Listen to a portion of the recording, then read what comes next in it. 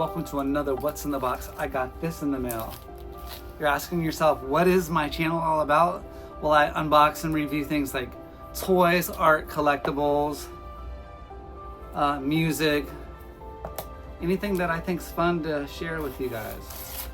And I got a vinyl record that I'm gonna unbox and review. And we can check it out together. All right, what's in the box? Let's check it out.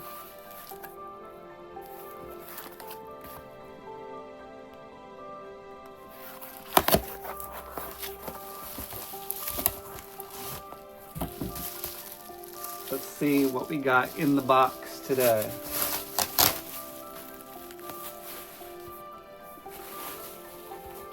And I like to surprise myself and not really listen to much music by this artist. I like to check it out for myself and see how it sounds and what kind of music this is actually. Very cool. That's the front. And there's the titles.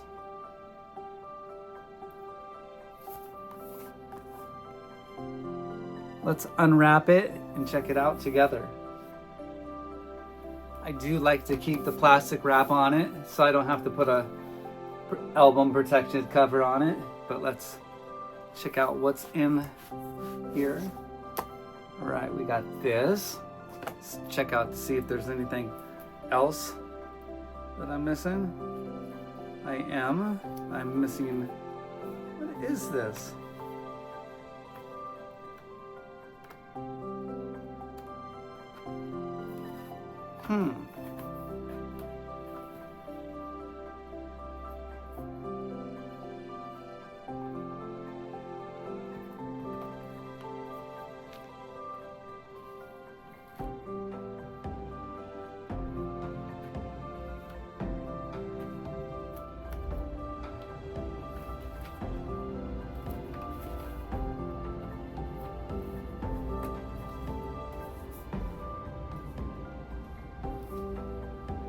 Lots of different merchandise on here.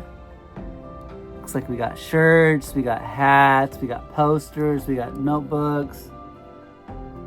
Very cool stuff on here that you guys can pick up.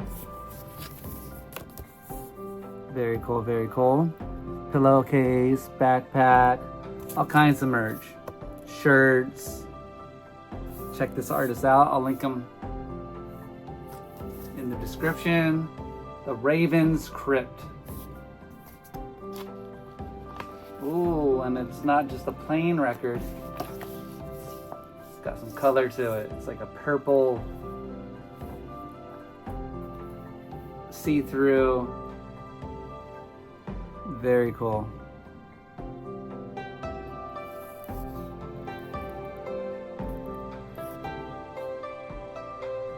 It's a very cool see-through purple. Little specks in it.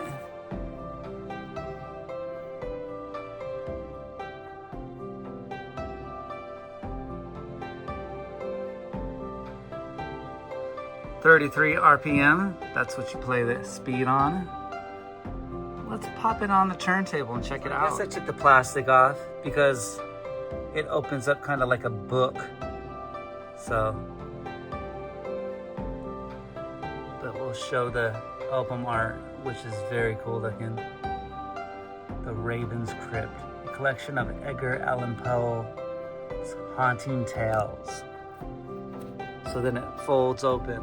This album's a little bit of poetry and storytelling.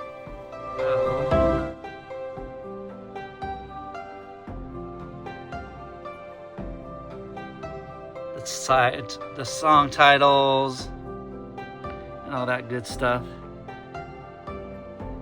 But yeah, are you ready to listen to this album? See what it sounds like? I am.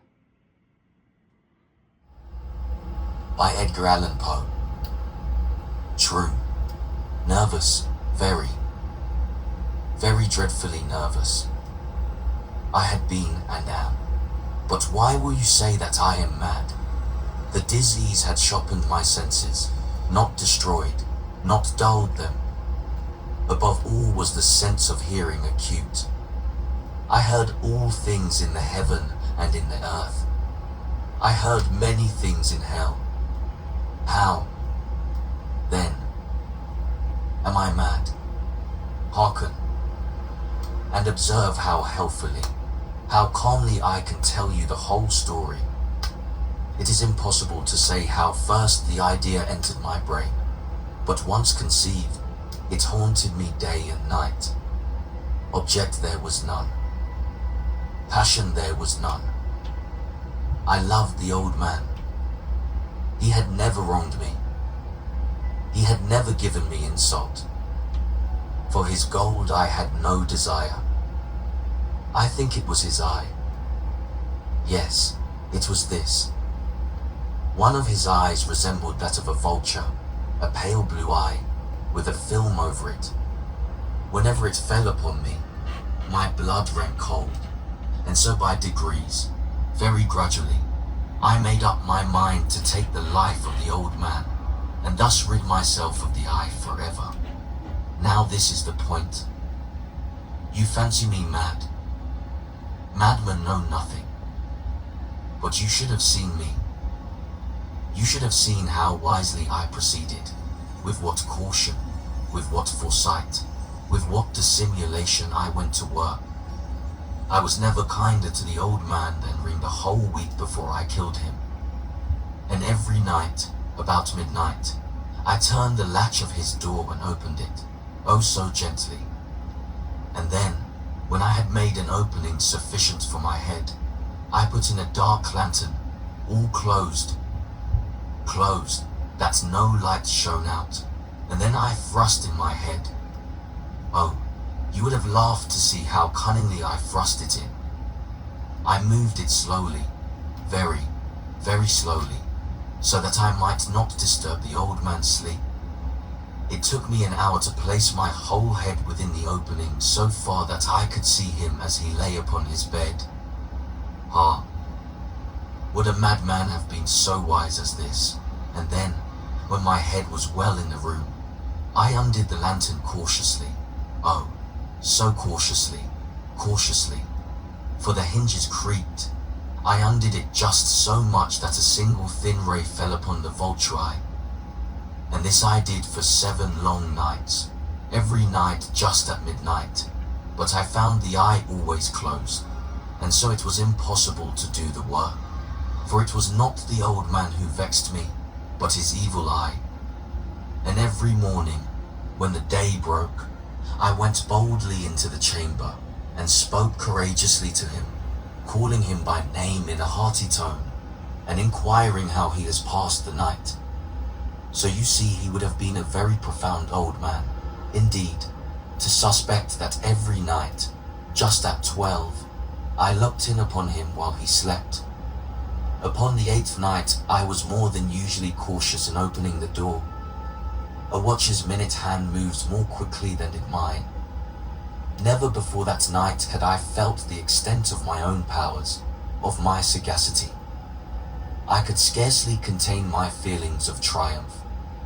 To think that there I was, opening the door, little by little, and he not even to dream of my secret deeds or faults. I fairly chuckled at the idea, and perhaps he heard me, for he moved on the bed suddenly, as if startled. Now you may think that I drew back, but no. His room was as black as... Do you want to hear more of this story? For the shutters were close fastened. You need to definitely pick yourself up a copy of this. And so I knew that he could not see the opening of the Maybe door, and I kept pushing. Check out some merchandise. Steadily. And I'll link this guy's information in the description below. My thumb slipped upon the tin foil. Thanks for watching. See you later. Peace.